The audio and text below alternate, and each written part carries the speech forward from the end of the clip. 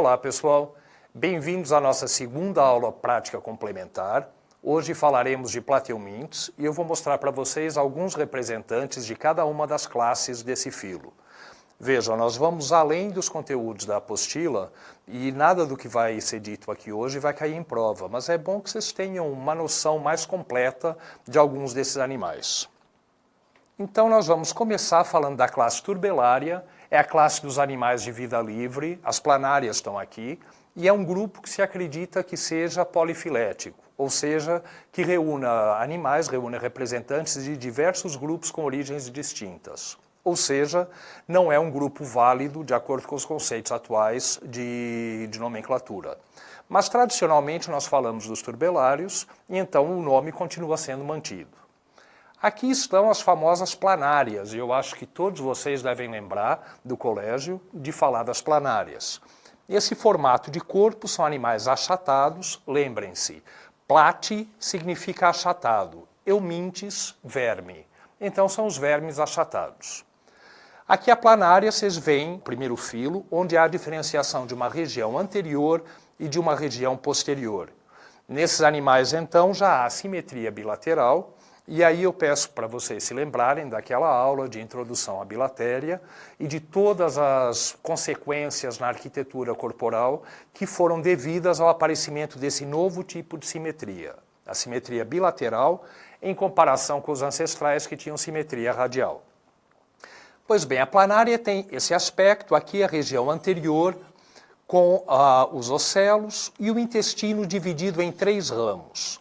Na verdade, esse grupo daqui é chamado tricladida, o grupo da planária, exatamente por apresentar o intestino dividido em 3 ramos, o anterior e os 2 posteriores.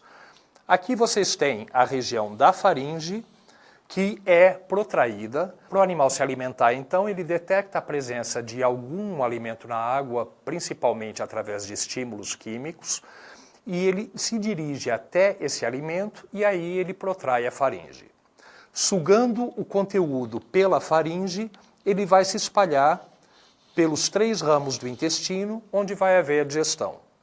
Reparem, esses animais não têm sistema circulatório, então a forma do corpo achatada e esse intestino extremamente ramificado, ele faz com que cada célula do corpo esteja bastante próxima do intestino, de maneira a receber diretamente os nutrientes por difusão. Aqui vocês veem os ramos posteriores do intestino, e nesse detalhe vocês veem aqui a região anterior da planária, mostrando os ocelos, as aurículas, que são responsáveis pela detecção de estímulos químicos e diversos outros estímulos nesses animais. Nas aurículas há a concentração de um grande número de órgãos sensoriais, e aí um detalhe maior aumento do ramo interior do intestino. Isso é o que eu tenho para mostrar para vocês de turbellários. E agora nós vamos falar dos parasitas. As 2 outras classes são de parasitas. Primeiro, tremátoda, e depois falaremos de céstoda. No caso de tremátoda, então, para humanos, nós temos uma doença bastante importante aí, causada por um trematóide, que é a esquistossomose. Não é o xistossoma que eu vou mostrar para vocês, e sim a euritrema, que vocês veem aqui o formato, também um verme achatado. E a euritrema vai ter 2 ventosas, uma delas é a ventosa oral, no interior da qual está a boca, a outra é o acetábulo ou ventosa ventral. Isso é para se grudar no interior do hospedeiro. Vocês veem que em trematóides ainda há sistema digestivo, lembrem-se que em cestoides não há. Mas em trematóides há sistema digestivo, só que ele é bem simples. Então há uma faringe, depois um esôfago muito curto abaixo dessa faringe, e aí o intestino se ramifica em 2 ramos que se dirigem até a parte posterior do corpo. Reparem, o intestino é em fundo cego, não há ânus ainda nesses animais. Então o alimento entra pela boca, é digerido e os restos da digestão devem ser também eliminados pela boca. Vocês veem que esse material é bastante didático e as estruturas elas são bem evidentes. Então aqui nós temos essas 2 estruturas arredondadas, que são os testículos. Esses testículos, ou desses testículos, vai sair um duto deferente muito fino de cada um deles. Os dois dutos se unem aqui na região da vesícula seminal e finalmente isso entra na região do cirro copulatório, que é evertido para a transmissão dos espermatozoides para um parceiro. Além disso, esses animais são hermafroditas, então ele também vai ter a parte feminina.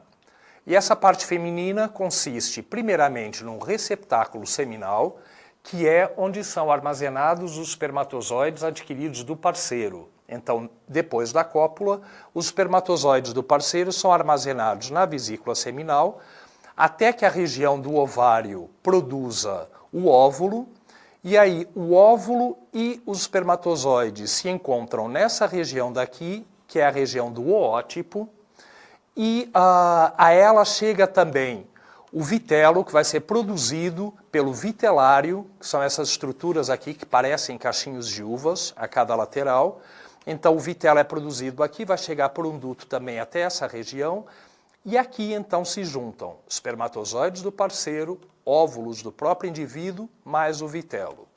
Tudo isso junto vai haver a fecundação e imediatamente o conjunto é envolvido por uma casca que é secretada pela parede dessa própria região.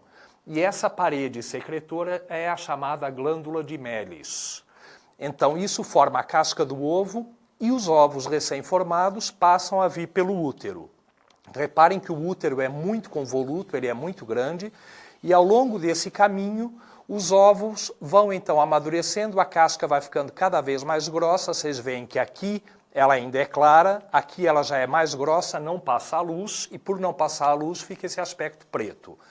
Até chegar à altura do poro genital, que é aqui dentro da própria bolsa do cirro. Por aqui, então, os ovos também vão ser eliminados. Então aqui cabe um parênteses para vocês. Não consta da apostila, mas há dois modos de reprodução nos plateumintes. Os mais basais têm o vitelo todo dentro do óvulo, como é normal nos animais. E, nesse caso, há uma quantidade limitada de vitelo, porque é o tamanho do próprio óvulo.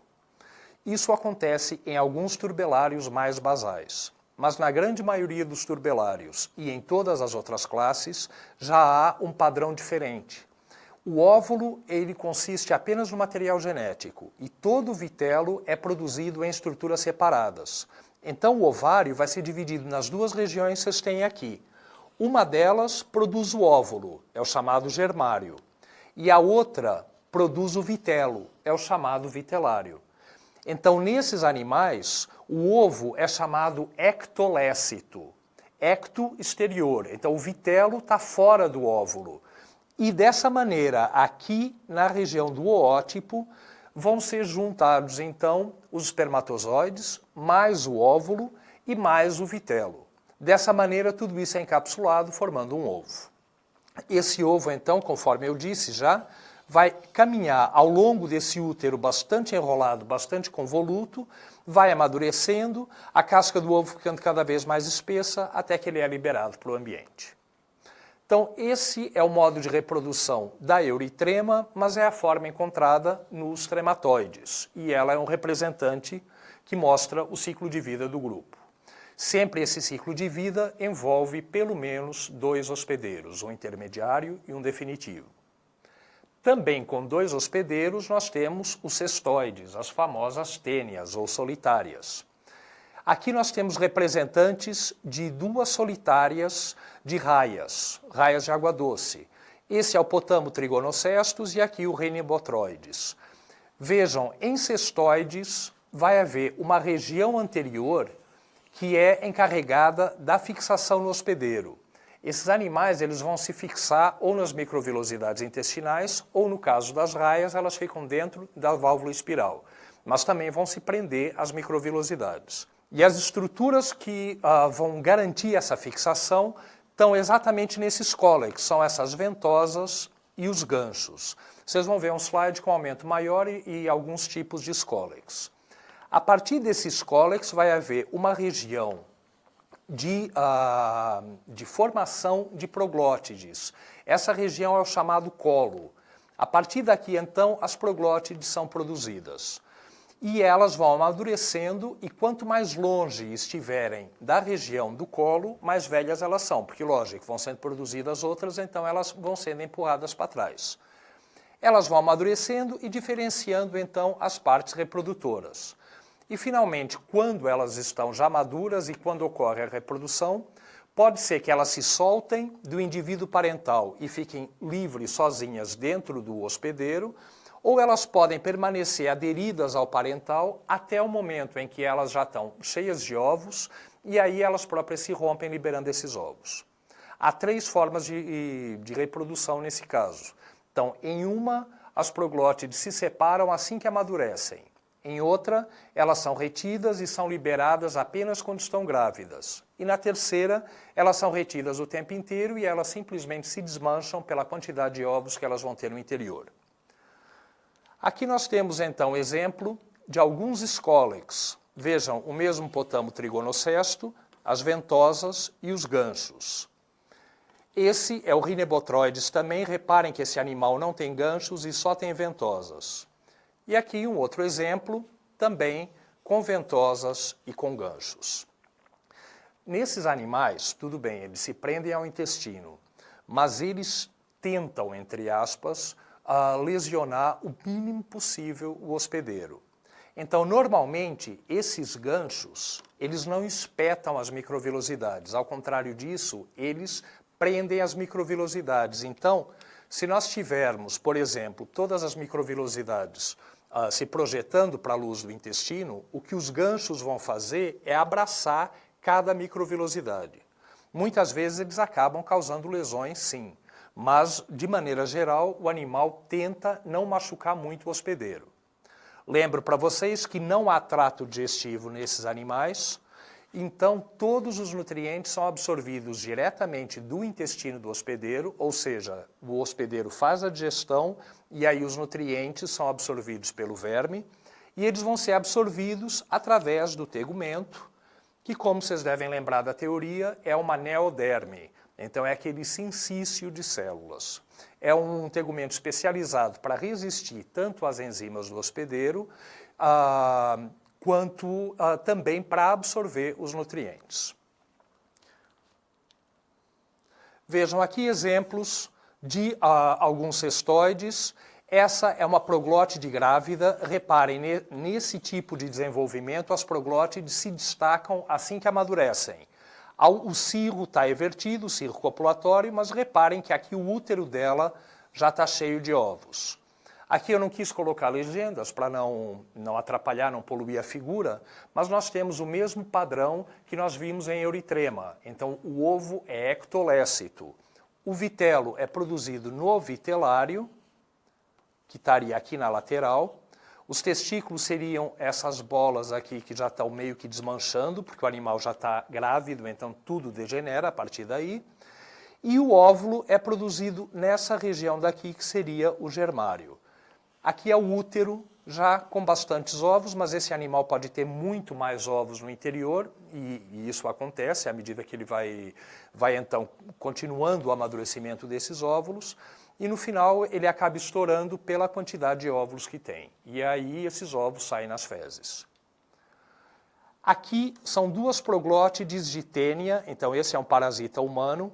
Reparem aqui a região dos canais excretores laterais, canal transversal na parte posterior de cada segmento, e aqui a região do poro genital, que é por onde é evertido o cirro e por onde vai haver a cópula, então, para que cada proglótide possa ficar grávida.